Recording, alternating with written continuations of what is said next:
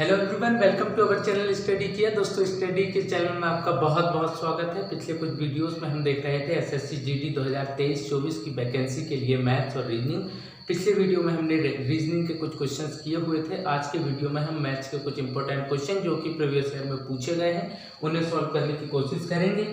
आइए देखते हैं मैथ्स के जो क्वेश्चन है हमारे पास में वो क्या है।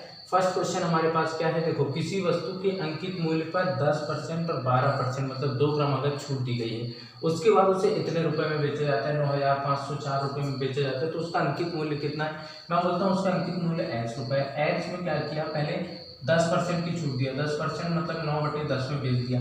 फिर क्या किया, 12% की छूट दिया, 12% की छूट मतलब कि 88 मतलब 22/25 में बेच दिया, 22/25 में बेच दिया। तब उसको एक्चुअल कितना रुपए देना पड़ा, तो बोले 9,504 रुपये उसको देना पड़ा। अच्छा ठीक है, सॉल्व किया जाए तो 22 × 88, यहाँ पे बचा है कितना 7, 22 × 3 = 66, उसके बाद बचा है 4, 22 दूनी 44, ठीक है।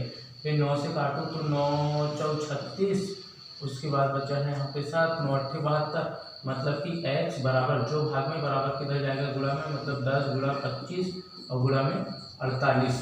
अच्छा, सॉल्व किया जाए, ये हो जाएगा 0 मैंने पहले लगा दिया, 10 25 10 तो 25 8 200 का 0 बचा 20 और 25 4 100 और 20 120, मतलब आना चाहिए 12,000 रुपये। सेकंड ऑप्शन आपका करेक्ट आंसर होगा। चलो आगे देख लिया जाए क्या लिखा है अगला क्वेश्चन। दो संख्याओं का HCF 6 और उनका LCM 25 30 80 है, तो उनमें से एक संख्या ये भी दी गई है। अच्छा देखो, एक फॉर्मूला होता है दो संख्याओं का गुणनफल, मतलब A × B बराबर क्या होता है, उनका लघुत्तम समापन और गुणा उन्हीं का महत्तम समापन।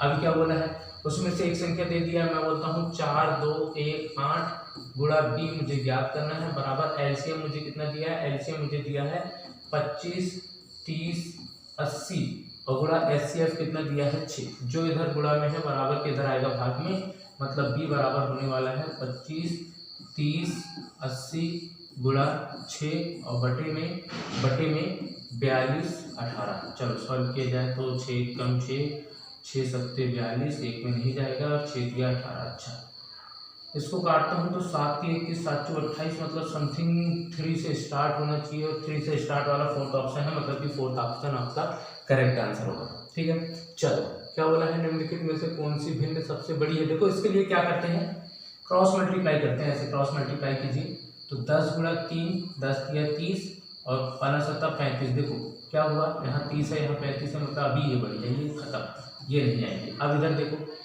15 × 7 = 105 और ये हुआ 11 × 110, मतलब अभी ये भी खत्म, ये अभी बड़ी है। फिर देखो इसको करोगे तो 11 दूनी 22 मतलब 220, और इसको करोगे 15 × 12 180 और एक 195, मतलब कि ये आ रही है सबसे बड़ी, मतलब कि ये ऑप्शन आपका सही आंसर होगा। 11/15 आपका करेक्ट आंसर। ओके, उम्मीद है कि वीडियो आपको पसंद आ रहा होगा। वीडियो अगर अच्छा लग रहा है तो लाइक कीजिए, चैनल को सब्सक्राइब कीजिए। फोर्थ क्वेश्चन क्या है, मोहन सोहन एक ही स्थान से क्रमशः 8 किलोमीटर और 9 किलोमीटर की चाल से चलते हैं। देखो, मोहन की चाल भी दे दिया, सोहन की चाल भी दे दिया। यदि मोहन और सोहन एक ही दिशा में जा रहे हों तो 4.5 घंटे बाद मोहन सोहन के बीच की दूरी क्या होगी। देखो, हमें तो पता है कि 4 बराबर क्या होता है, 4 बराबर होता है दूरी बटे यहाँ से हटा देता हूँ, 4 बराबर दूरी बटे समय।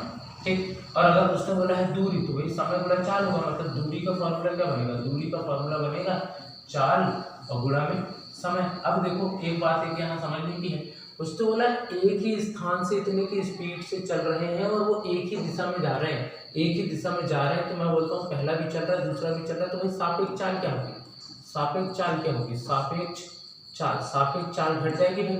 9 - 8 = 1 km/h। भाई उनकी जो सापेक्ष चाल है वो 1 किलोमीटर प्रति घंटा रह जाएगी, तो भाई उनके दोनों के बीच की दूरी कितनी रहने वाली है, तो बोला है एक चाल कितनी है 1 km/h।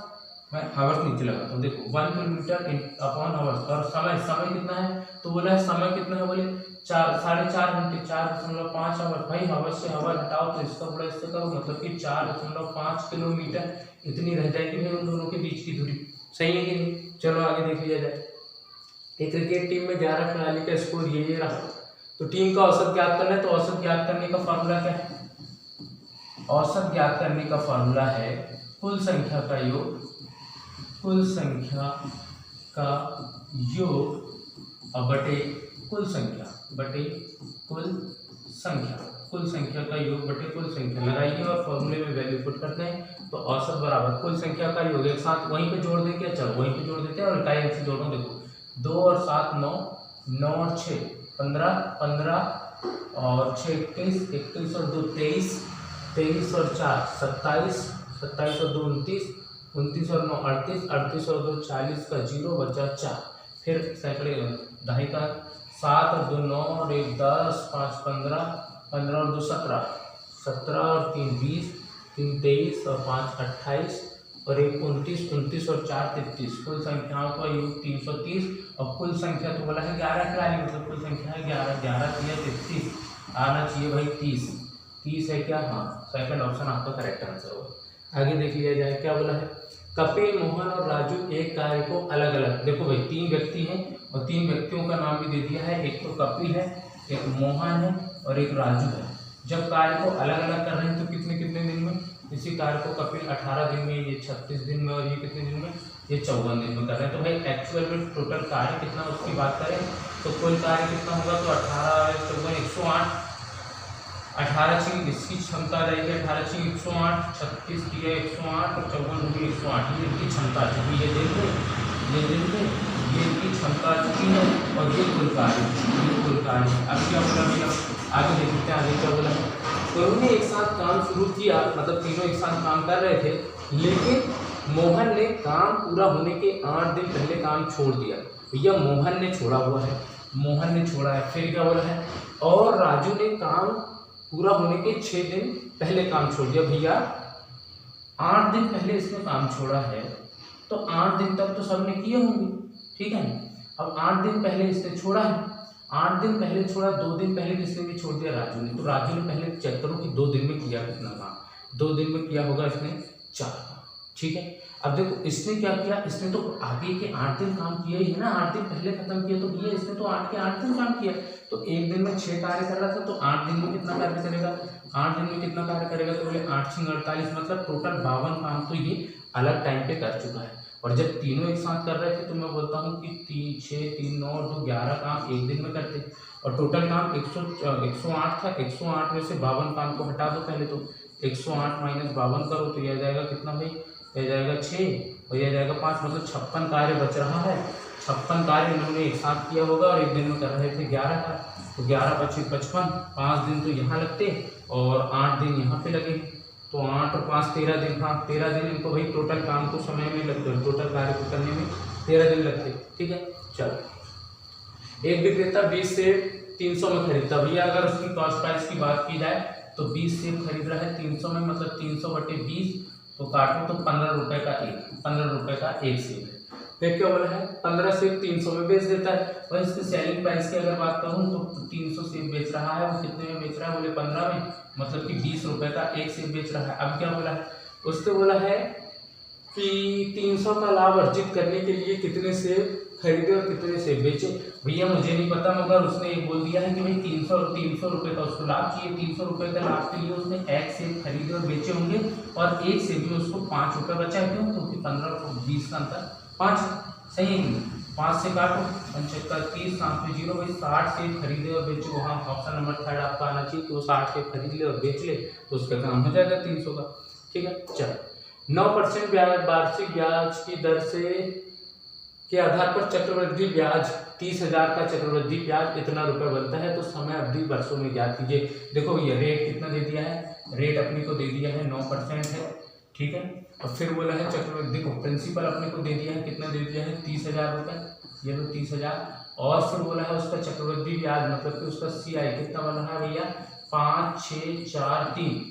तो हमें क्या पूछा है, हमें पूछा टाइम पीरियड ज्ञात करना है, टाइम पीरियड ज्ञात करना है, तो फॉर्मूला हमारे पास होता है amount equal to P bracket में 1 + R/100 इसकी पावर n। बहुत आसान लगेगा, देखो यहाँ पे अमाउंट कितना हो जाएगा भाई, अमाउंट होता क्या है, जो चक्रवृद्धि ब्याज और जो मूल्य है इन दोनों का योग, जोड़ोगे तो ये हो जाएगा 3 4 6 5 3, ये अमाउंट है भाई 3 5 6 4 3 बराबर कितना, प्रिंसिपल कितना है, प्रिंसिपल है हमारा 30,000, ये लो 30,000। फिर क्या होने वाला है 1 प्लस रेट कितना है बोले 9, 9/100 और इसकी घात n। देखो क्या हो जाएगा, जो इधर गुणा में बराबर को उधर लेके जाओ भाग में होगा, मतलब कि ये होने वाला है 3, 5, 6, 4, 3, इसके बटे में 30,000 और बराबर के इधर 100 एकम 100 और 1 109/100 और इसकी घात अभी है n। देखो 3 एकम 3, 3 एकम 3, 3 एकम 3, 2 बचा 3 8 24, 2 बचा 3 8 24, बचा 3 एकम 3। मैं इसको लिख पा रहा हूँ 11,881 अपॉन में 10,000 और इक्वल में है 109/100 और इसकी पावर n। एक बात तो क्लियर है भाई, 100 की घात 2 होती तो ये आंसर देता, और 981 मतलब इसकी भी घात 2 हो रही है, मतलब इसको मैं लिख सकता हूँ 109/100 की घात 2 और बराबर किधर है 109 और बटे में 100। तो भाई n की वैल्यू कितनी आ रही है, n टाइम पीरियड था, n बराबर 2 आ रहा है भाई, 2 बार से क्या, हाँ ये रहा चौथा ऑप्शन आपका बिल्कुल करेक्ट आंसर होगा। चलो आगे देख लिया जाए क्या है क्वेश्चन। अमोल ने अपने उत्पादों का मूल्य 20%, भैया मोस्ट इंपोर्टेंट क्वेश्चन, और सुनना एक बात जरा, बहुत जबरदस्त टॉपिक आ रहा है, यहाँ पे ट्रिक की जरूरत है, क्योंकि नॉर्मल क्वेश्चन से करने जाओगे ना, नॉर्मल मेथड से करने जाओगे तो बहुत बहुत लंबी प्रॉब्लम में फंस जाओगे। ट्रिक से करोगे क्वेश्चन 1 मिनट का भी नहीं है। देखो अभी कैसे, अमूल ने अपने उत्पादों का मूल्य 20% बढ़ा दिया। भाई कितना परसेंट बढ़ा है 20%, प्लस का बढ़ा दिया, कितना बढ़ा है 20%। 20% को फ्रैक्शन में 1/5, 20% को फ्रैक्शन में 1/5 क्या किया है 20% बढ़ा दिया। अब क्या बोला, आगे बोला न लाभ न हानि के आधार पर उत्पादों को बेचने के लिए कितनी छूट देनी चाहिए। भैया ना उसको लाभ हो ना हानि हो, भैया जितने में बेच रहा था उतने में बेच दे, मतलब कि उसको क्या चाहिए, छूट चाहिए। अब देखो प्लस 1/5 क्या था, 5 और 1 को जोड़ो, 5 और 1 जोड़ो 6, मतलब कि माइनस का 1/6 की उसको छूट देनी चाहिए, मतलब कि 100 का 1/6 काटो, 2 3 6, 2 5 6 10, 50/3। इससे आगे भी सॉल्व होगा तो 16 3 48, यही डायरेक्ट ही आंसर आ गया, डायरेक्ट ही आंसर आ गया, ज़्यादा करने की जरूरत ही नहीं। 50/3% की छुट्टी छूट दे देगी, ये लोग खत्म। आगे देख लिया जाए, एक बेलन का आयतन ज्ञात कीजिए जिसकी ऊंचाई ये है और आधार की त्रिज्या ये है। पहले तो बात करते हैं बेलन के आयतन का फार्मूला। बेलन का आयतन क्या होता है पता है क्या, बेलन का आयतन, बेलन का आयतन होता है πr²h। अच्छा बेलन होता क्या भैया, बेलन कैसे होता है, बेलन की बात करें, ये लो अब यहाँ दिख जाएगा, और यार ये बना, हाँ खत्म, नया बना देते। देखो बेलन कुछ इस प्रकार की आकृति होती है, ये बेलन है अपना, ठीक है, ये लो, ये इसकी त्रिज्या है, ये इसकी ऊंचाई है। उसने बोला है कि जिसकी ऊंचाई बोले 56 है और आधार की त्रिज्या कितनी है बोले 28 है, सेंटीमीटर में सब कुछ। तो लगा दो भाई, पाई की वैल्यू 22/7 ये दे दिया ऑलरेडी, कभी पाई की वैल्यू 22/7 रख देना। आर कितना है 28 और उसका वर्ग है, मतलब एक बार और 28 और गुणा एच कितना 56। चलो सॉल्व किया जाए तो ये हो जाएगा 8 7 1 7 56 और ये हो जाएगा 22 गुणा 28 का वर्ग 8 64 784 और गुणा 8। अच्छा इकाई से सॉल्व करके देख लेंगे, देखो 8 चौ 32 मतलब 2 और 2 दूनी 4 का 4 देना चाहिए, इकाई 4 वाला ऑप्शन नंबर 3 आपका आंसर। ठीक है, कैलकुलेट आप करते लीजिएगा, वही आ जाएगा, कोई बात नहीं। समरीन और गरिमा एक साथ मिलकर एक काम को 8 दिनों में पूरा करती है। भैया कौन कौन है, समरीन है एक तो, और एक तो गरिमा है। क्या कर रही है, एक काम कितने दिन में कर रही है बोले 8 दिन में कर रही है। अच्छा ठीक है, यदि समरीन अकेले काम करते हुए उसी काम को 10 दिन में, भैया अगर सोचो कि समरीन अकेले बोले काम कर रही है तो कितने दिन लगा रही है बोले 10 दिन लगा रही है, तो भैया ये तो दिन है, तुम्हें कुल कार्य तो निकालो, ये तो दिन है, ये दिन है, तो मैं क्या करता हूँ कुल कार्य निकाल लेता हूँ। भाई कुल कार्य कितना आएगा, कुल कार्य भैया अपना 40 10 40 40 ले लो। टोटल कार्य अगर 40 है तो इनकी क्षमता की बात करूँ, मुझे इनकी क्षमता भी तो चेक करनी होगी। तो 8×40 मतलब दोनों मिल रही तो एक दिन में 5 काम हो रहा है, और अकेले कर रही तो एक दिन में 4 काम कर रही, कौन समरीन कर रही। चलो आगे देख लिया जाए। उसने बोला है तो गरिमा अकेले, अरे गरिमा अकेले का काम निकालो। देखो भाई 4 काम समरीन कर रही है, तो भाई 4 + 1 मिलके तो 5 हो रहा होगा, 4 और 1 मिलके तो 5 हो रहा होगा यहाँ पे, मतलब कि गरिमा एक दिन में एक काम करती है, तो भाई 40 काम को एक दिन एक के हिसाब से करने में 40 दिन लगाएगी। ऑप्शन नंबर 4 आपका आंसर होगा। आगे देख लीजिएगा, क्वेश्चन में बहुत अच्छे हैं, थोड़ा सा आप प्रैक्टिस कीजिएगा, बहुत आसान क्वेश्चन है। 40% वार्षिक दर से उधार दी गई राशि एक निश्चित राशि 1 वर्ष के लिए अर्धवार्षिक रूप से देय है। चक्रवृद्धि ब्याज और अच्छा, अर्धवार्षिक रूप से देय है चक्रवृद्धि ब्याज और 1 वर्ष के लिए साधारण ब्याज के बीच का अंतर 200 रुपये है। भैया देखो यहाँ पे CI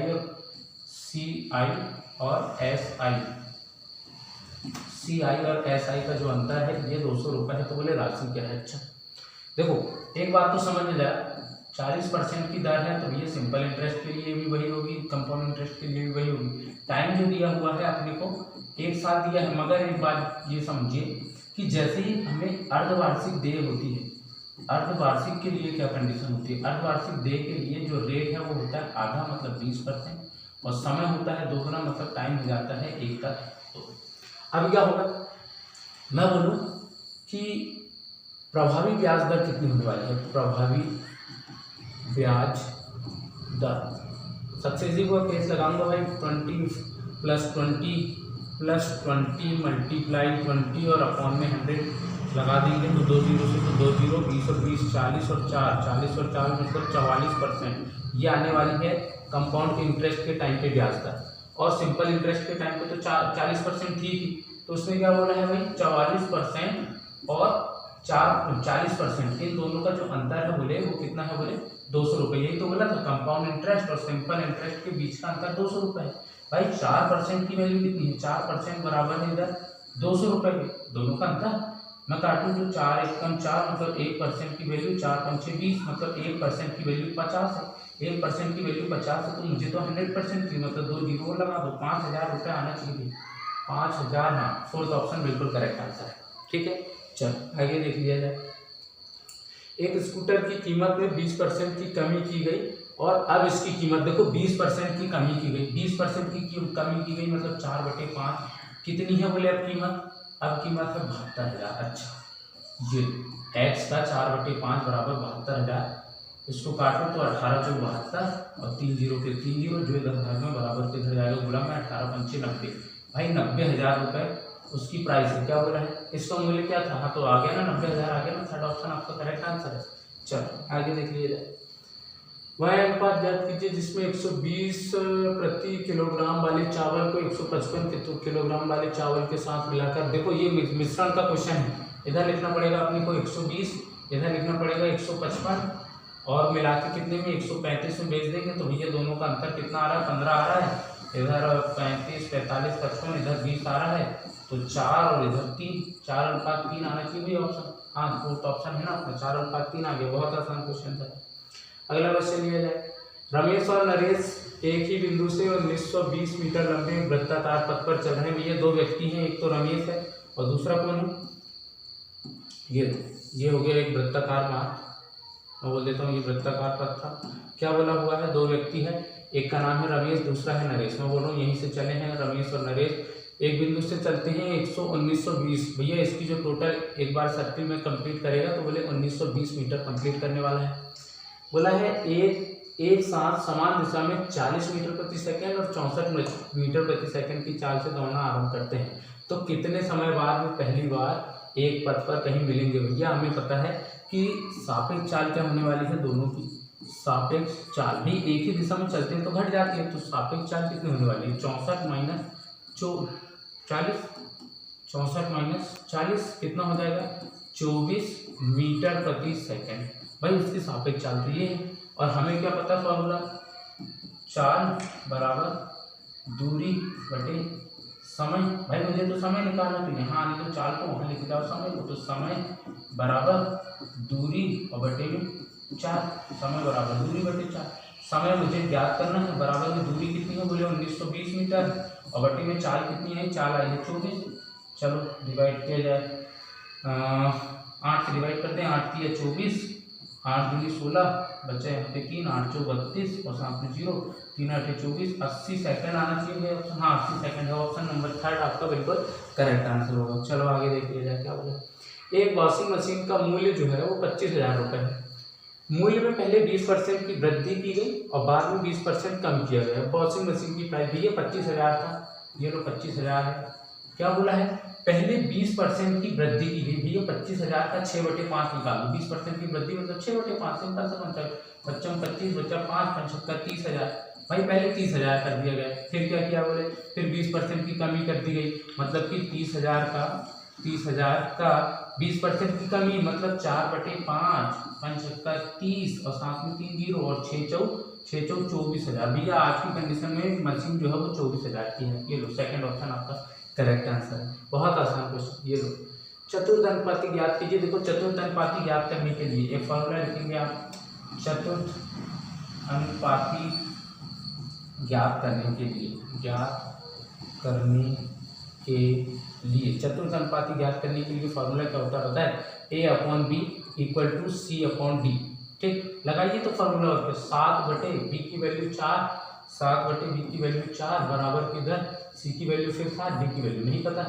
अरे आसान क्वेश्चन। ये देखो D बराबर 4 आ गया। D बराबर डायरेक्टली 4 है। D बराबर डायरेक्टली 4 है। ठीक, बहुत आसान क्वेश्चन था ये तो। फिर तो ये एक कंप्यूटर को इतने में बेचने पर एक व्यक्ति को इतने का लाभ होता है। 4% का लाभ होता है भैया। 4% का लाभ हो रहा मतलब 104। सही है कि नहीं? 104% बराबर है अपना कितना? 26,000। तो मैं इसको कर सकता हूँ भाई 26। देखो इसको ऐसे कर सकते हैं 104/100 बराबर है बोले इधर 26,000। तो सॉल्व किया जाए तो ये हो जाएगा 26 और 25, 26/25 बराबर है इधर 26,000। मतलब कि 26 एकम 26 मतलब 1 और 25 एकम 25,000। भाई 25,000 उसकी कॉस्ट प्राइस है। जो कंप्यूटर है उसकी 25,000 कॉस्ट प्राइस है। बोला है वह कंप्यूटर 19,000 में बेचता है तो उसे कितनी हानि होगी? भैया 19,000 में अगर बेचेगा, 19,000 में बेचने पे तो उसे सीधा 6,000 की हानि होने वाली है। 6,000 की हानि होगी। मगर पूछा परसेंटेज पे तो बोला है 6,000 की हानि होगी। किस पे होगी? तो कॉस्ट प्राइस पे होती, मतलब 25,000 पे होगी। 25,000 पे होगी और गुणा लगा दो 100।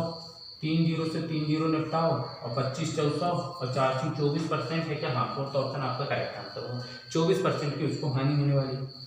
लास्ट क्वेश्चन आज की क्लास का बोला है उस घन का संपूर्ण पृष्ठीय क्षेत्रफल जिसकी भुजा और भगवान घन। चलो पहले तो घन देखो क्या होता है। देखो ये है हमारा एक घन, मान लो लग रहा है घन जैसे लग रहा है। हाँ ठीक है, चल जाएगा। और इसकी भुजा है बोले 0.75 सेंटीमीटर में, सेंटीमीटर में। तो घन का संपूर्ण पृष्ठीय क्षेत्रफल का फॉर्मूला आपको पता होना चाहिए। घन का संपूर्ण पृष्ठीय क्षेत्रफल क्या होता है पता है क्या? घन का संपूर्ण पृष्ठीय क्षेत्रफल, घन का संपूर्ण पृष्ठीय क्षेत्रफल होता है 6a²। घन का संपूर्ण पृष्ठीय क्षेत्रफल 6a²। लगा दो भाई 6 गुणा a कितना है? बोला है 0.75 है और इसका वर्ग है, मतलब यहाँ पे मैंने वर्ग लगा दिया। अब मैं देखो क्या करना है, 6 लिखा गुणा, मैं इसको लिख रहा हूँ 75/100 और इसका वर्ग क्या हो जाएगा? 6 गुणा, देखो इकाई अंक 5 और मुझे पता है ट्रिक लगानी पड़ेगी। तो 5 का वर्ग तो 25 और 7 गुणा 8 56 और इसके बटे में 100 का और